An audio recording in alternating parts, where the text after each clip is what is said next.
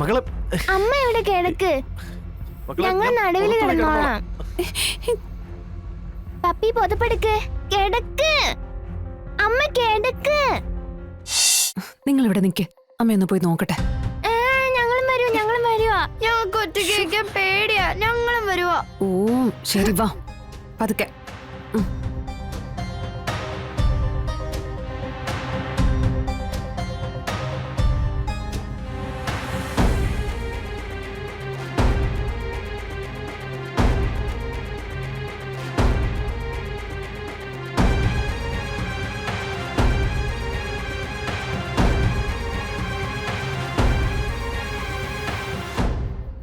ശിവനങ്ങളെ, പ്രേതം ഇവിടെ ഉണ്ടോ?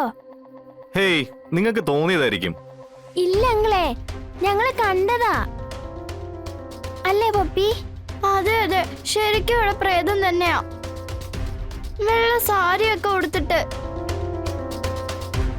പിന്നെ പ്രേതം ഇപ്പൊ ഇത്രയും വെട്ടവും വെളിച്ചുള്ളടുത്ത് കറങ്ങി നടക്കാൻ പോവല്ലേ? എന്റെ അങ്ങളെ, അമ്മയെ കണ്ടതാ. അല്ല, താനും ഇപ്പൊ പിള്ളേരെ പോലെ ആയോ? ഏയ് അതല്ല ശിവ, ജനാലക്കിൽ എന്തോ മാറുന്ന പോലെ എനിക്കും തോന്നിയായിരുന്നു.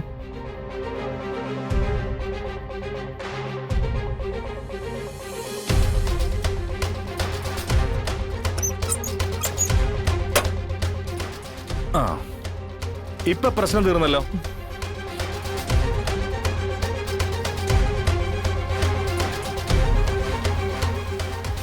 ശിവ, അങ്ങോട്ട് പോണ്ട. ഇനി വല്ല കള്ളന്മാരും ആണെങ്കിൽ അവരുടെ കയ്യിൽ വല്ല ആയുധവും കാണും. പിന്നെ കള്ളന്മാര് ഇവിടെ ആരും ഇല്ലെന്നേ.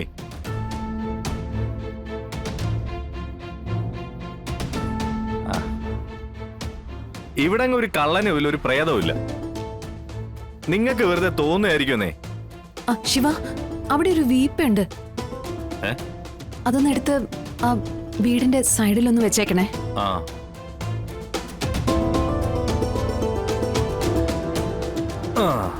ഇതെവിടാ? ഇവിടെ വെച്ചാ പോരെ? അത് ഡ്രാക്കുള അല്ലമ്മേ, പ്രേതം തന്നെയാ. അതാ വെള്ളസാരി ഉടുത്തത് അല്ലേ? അതെ, ഡ്രാക്കുള ആയിരുന്നെങ്കിൽ അപ്പൊ തന്നെ വന്ന് നമ്മുടെ ചോര കുടിച്ചേനെ. നിങ്ങളൊന്നും മിണ്ടാതിരിക്കുന്നുണ്ടോ? ഡ്രാക്കുളയും പ്രേതവും മറ്റുള്ളവരും കൂടി ചുമ്മാ ടെൻഷൻ ആക്കാനായിട്ട്. സത്യം, അമ്മയ്ക്കും പേടിയുണ്ട്. ഏയ് ഒന്നുമില്ല.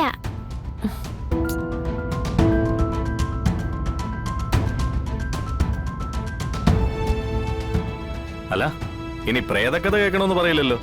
ഏയ്, ഞങ്ങൾക്കിനി ഒരു കഥയും വേണ്ട.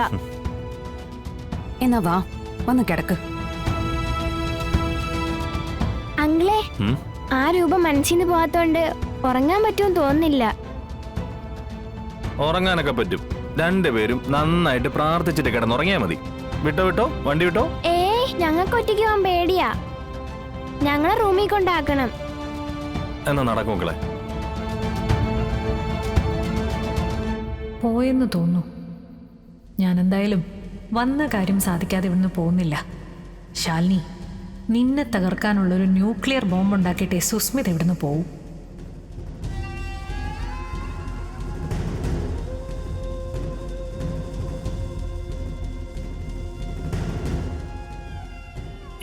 ഇതിന്റെ കൊളുത്ത് പോയല്ലോ.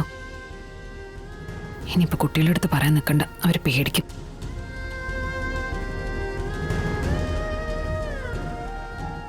എന്റെ ശാലിനി, ആ ജനൽ വഴി ആരും അകത്തേക്ക് വരാൻ പോകുന്നില്ല. എന്നാലും ഇതിന്റെ കൊളുത്ത് ശരിക്ക് വീഴുന്നില്ല. അയ്യോ, കൊളുത്തിടാൻ പറ്റുന്നില്ലേ?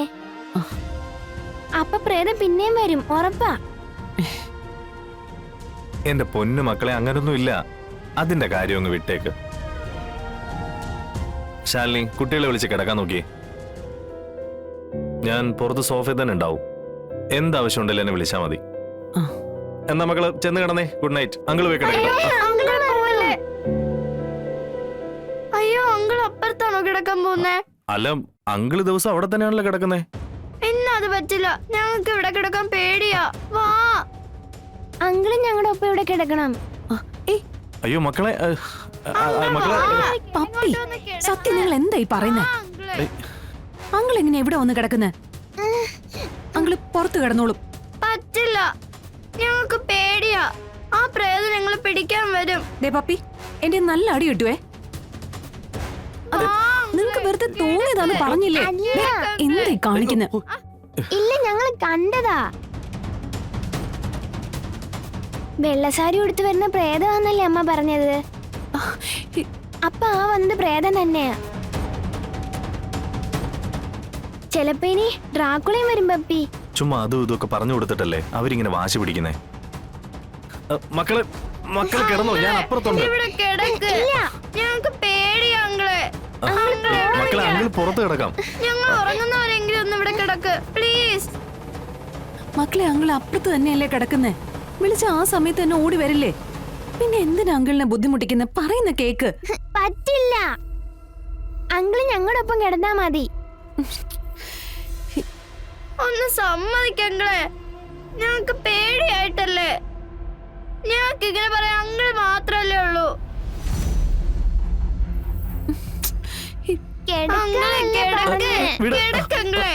മക്കളെ അമ്മ ഇവിടെ കിടക്ക്, ഞങ്ങൾ നടുവിൽ കിടന്നോളാം.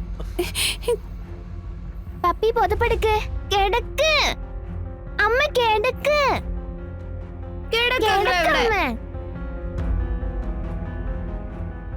ലൈറ്റ് ഓഫ് ചെയ്യണ്ട, പ്രേതം വന്നാ കാണില്ല.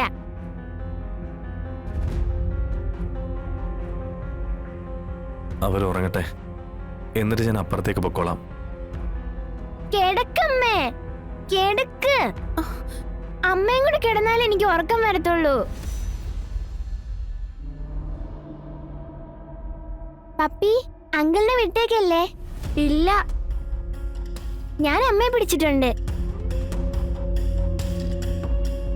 പപ്പി, എന്തോ ഭാഗ്യത്തിനാ നമ്മൾ രക്ഷപ്പെട്ടത്. അല്ലെങ്കിൽ പ്രേതം നമ്മളെ എല്ലാരെയും പിടിച്ച് ചോര കുടിച്ചേനെ.